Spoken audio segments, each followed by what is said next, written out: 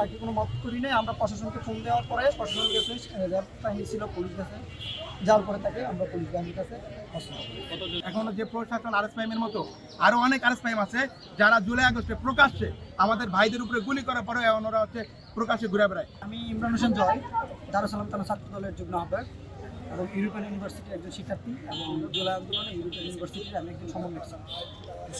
তো দেখা যাচ্ছে যে আরএস প্রাইমের মতন অসংখ্য আওয়ামী লীগের দোষরা এখনও সব জায়গায় তারা বিচরণ করে। আজকে দেখা যাচ্ছে যে 5 আগস্টের পরবর্তী সময়ে সে দেশ থেকে পালিয়ে যায়। হঠাৎ করে নির্বাচনের পরবর্তী সময় হঠাৎ করে সে কী করছে, তার গাড়ি বহন নিয়ে ফেসবুকে লাইভ নিয়ে মিডিয়া টিডে করে দেশের মধ্যে বাড়িতে পা দিছে। এমন একটা অবস্থায় সে একজন রাজা যেমন তার স্বদেশ দেশে পতন করে। পরবর্তীতে আমরা চিন্তা করছি যে তাকে কে শেল্টার দিচ্ছে।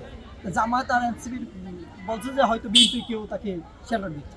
আজকে প্রমাণিত হয় যে আমাদের ছাত্র দলের নেতাকর্মীরা ঢাকা মহানগর পশ্চিম শাহলী থানা, দারুস সালাম থানার নেতৃত্বে তাকে আজকে চিড়িয়াখানা থেকে তাকে আটক করা হয়। কিন্তু আমার একটা কথা, যে চিড়িয়াখানা আজকে তো সরকারি বন্ধের দিন, তাহলে সে একজন সাধারণ নাগরিক হয়ে সে কীভাবে চিড়িয়াখানা যায়, এটা আমি প্রশ্ন। এখনও কি তাহলে কি এই চিড়িয়াখানায় কি আওয়ামী লীগের দোষর দ্বারা নিয়ন্ত্রিত হচ্ছে? আর এই আরএস প্রাইমের মতো যারাই আছে, যারাই করবে, হ্যাঁ, আমরা তাদের অ্যারেস্ট করে বা ধরে আইনের হাতে তুলে দিই।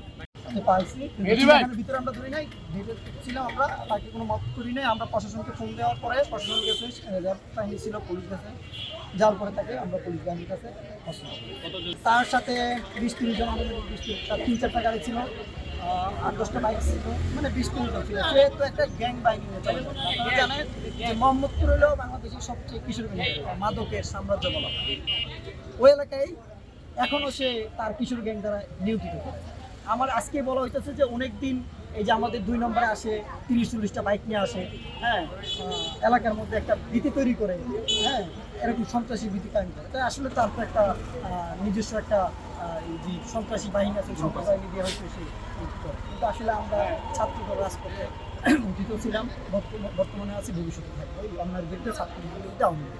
আরএস প্রাইম যত অপকর্ম করছে আজকে, মানে আমরা তো জানি আওয়ামী লীগ আরএস প্রাইম যাওয়ার পরে, মানে আওয়ামী লীগের পতনের পরে ও হচ্ছে কিভাবে মানে স্বাধীন বাংলাদেশে আবার ঘুরে বেড়ায়। একজন প্রকাশ্য খুনি, যার নেতৃত্বে মোহাম্মদপুর এই যে আদাবার সহ, তারপর যে লালমাটিয়া, যার নেতৃত্বে খুন করা হয়েছে, আমার জুলাই আগস্টে আমার ভাইদের উপরে গুলি করা হয়েছে, সে আবার হচ্ছে আমাদের মানে ঘুরে বেড়ায় প্রকাশ্যে। তো আজকে হচ্ছে আরএস প্রাইম হচ্ছে এখানে চিড়িয়াখানাতে আসছে। আমার বন্ধু ইমরান হোসেন জয়, তার ইভেন হচ্ছে শাহলী থানার আরও অনেকে আছে, মেহেদি তেহবি সহ আমরা অনেক হচ্ছে ওরা আটক করছি। আটক করার পরে আওলাদ, ইভেন আমার নাহিদ ভাই সহ, আমরা আলাল ভাই সহ আমরা আটক করে ওরা হচ্ছে প্রশাসনের হাতে তুলে দিচ্ছি। আমরা এটা চিড়িয়াখানার কর্তৃপক্ষ বন্ধ থাকার পরে কিভাবে হচ্ছে আরএস প্রাইমের ভিতরে ঢুকতে পারে, কে পারমিশন দিছে, এটা এখনো আমরা বুঝতে পারি। আমার পরিচয় হচ্ছে আমি ইউরোপিয়ান ইউনিভার্সিটির ছাত্র দলের সিনিয়র যুগ্ম আহ্বায়ক, আমার নাম রোমান। আর আমি জুলাই আগস্টে আমি মিরপুরের সমন্বয়ক ছিলাম, আমার ইউনিভার্সিটির সমন্বয়ক ছিলাম জুলাই আগস্টের আন্দোলনে। আর আজকে যে আরএস প্রাইমে আমার সবচেয়ে কনসার্ন, এখনো যে প্রশাসন আরএস প্রাইমের মতো আরো অনেক আরএস প্রাইম আছে যারা জুলাই আগস্টে প্রকাশ্যে আমাদের ভাইদের উপরে গুলি করার পরে ওরা হচ্ছে প্রকাশ্যে ঘুরে বেড়ায়। এটা আমাদের জন্য অনেক উদ্বিগ্নের। আওয়ামী লীগের সাথে, আওয়ামী লীগের যারা দোষর, যারা আওয়ামী প্রকাশ্যে হচ্ছে আওয়ামী লীগ করছে, যত অপকর্ম আছে আওয়ামী লীগের সাথে কানেক্টেড হয়ে করছে, ওরা হচ্ছে এখনো ঘুরে বেড়ায়। আমরা জানি যতটুকু মোহাম্মদপুর থানায় ওর নামে মামলা আছে।